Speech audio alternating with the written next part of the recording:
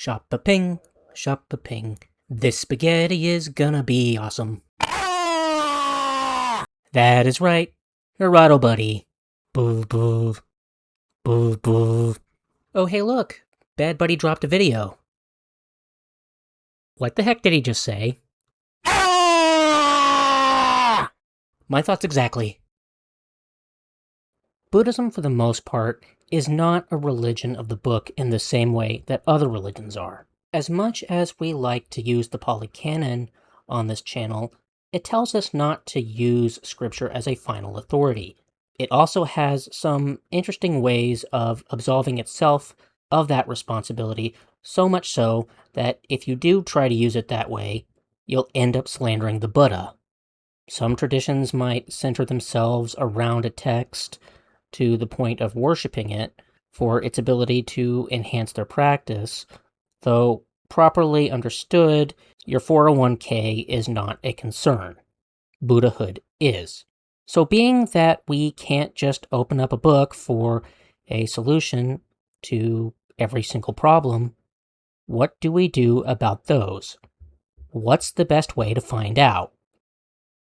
So there was a Brahmin named Kuddadanta, and he was going to do this huge animal sacrifice. He wanted to do this right, so he went to ask the Buddha about it. So the Buddha tells him about a king who wanted to do the same sacrifice. The king's advisor tells him that theft, raiding, and violence are rampant in his domain. And to fix this problem, the king would have to make sure that everybody was paid properly and investments were available to be made. The king did so, and he had even more valuable things to sacrifice. The Buddha goes on to describe this ritual, point being, no animals were slain and no one was mistreated. Butter was offered instead, and the wealth brought by the lords and Brahmins of the land was dispersed among them. They didn't think that was right, so they just took it back so that they did the same thing that the king did and dispersed it among those below them as well. Butter being sacrificed in place of these offerings.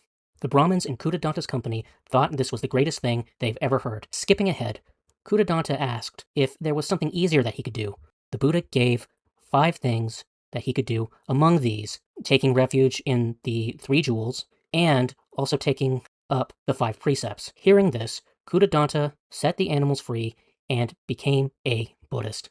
Now, we left a lot out of this story, but we're going to do our best here. So, the conditions that people think need to be met most of the time are little more than that. What we think. Kuddadanta thinks he has to do this big sacrifice as a condition to get whatever it was he was trying to get out of this ritual. But whether it's a successful sacrifice or a successful YouTube video, the parts of that process are interchangeable to the point of doing something completely different. Any one part is no more worthy of fixation than any other part. What's usually overlooked is how we treat others weaker than us in the process, and what goes on in the background that we don't see. It's only when we admit that much that we can rely on something functioning in the background, rarely front and center, seamless, and the most exalted. Okay, Bonbu-Buddy, that's nice, but we gotta do this right, so that's why I'm introducing the Buddy Canon. The Buddy Canon? Yep, the Buddy Canon. How did you afford that? That's for me to know and you guys to freak out about later.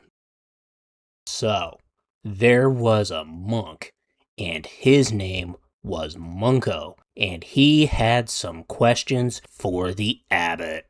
And if the abbot didn't answer these questions, then he was going to get totally naked. And nobody wanted to see that, except for Bob. Bob's down like that. And when the abbot heard this, he said, "You're like a guy who eats bad sushi, and he won't get into the ambulance unless he gets the waitress's phone number first. What's your star sign? I'm a Gemma. Your hair looks really... Am I dreaming? Because...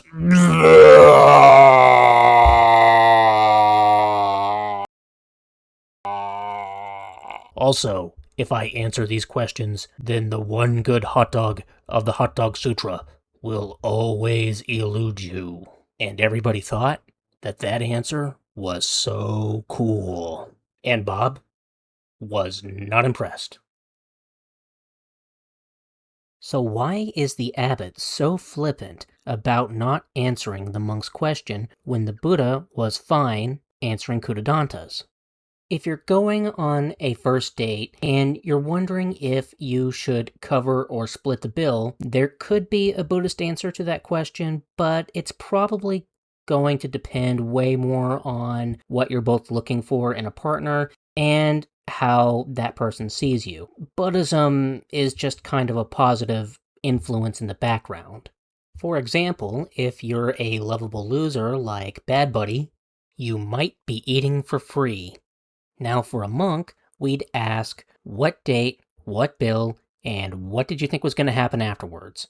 As a monk, your job is Buddhism, and distractions lead to stolen opportunities for enlightenment. So, what does that mean for us?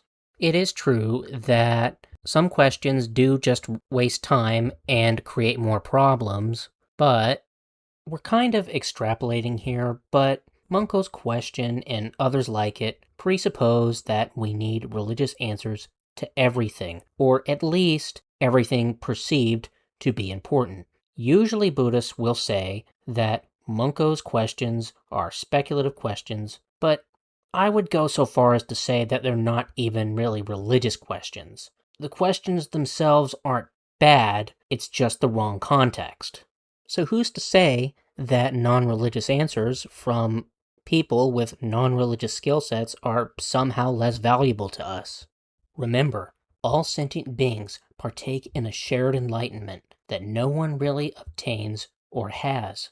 Buddhism is just an honest reflection and localization of that truth. It's the seamless light that stands behind all of that stuff, the one we take refuge in that holds our lives together, especially when we don't see it. And a good way to do that is to think about all of the answers you don't have. Lean into that as you say the words Namo Amida Butts. And then you repeat steps 1 through 3 in reverse. So we forgot to tie Buddhist identity into this. So wrapping up, Buddhist ethics are simple enough that you really don't need scripture to come to most conclusions because most of the time, that's how the Buddha taught. It sinks into you.